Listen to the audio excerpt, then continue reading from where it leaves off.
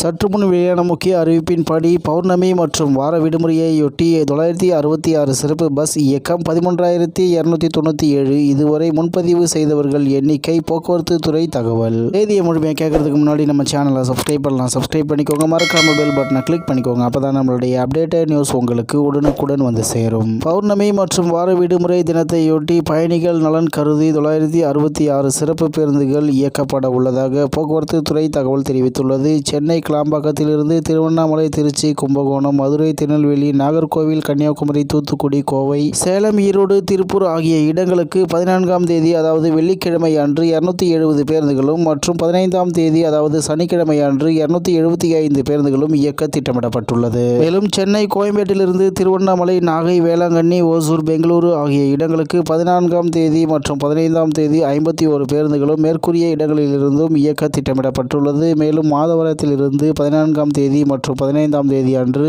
20 பேருந்துகளும் சிறப்பு பேருந்துகள் இயக்கப்படுகிறது. மேலும் ஞாயிறு அன்று சொந்த ஊர்களிலிருந்து சென்னை மற்றும் பெங்களூரு திரும்ப வசதியாக பயணிகளின் தேவைக்கேற்ப அனைத்து இடங்களிலிருந்தும் சிறப்பு பேருந்துகள் இயக்கிட திட்டமிடப்பட்டுள்ளது.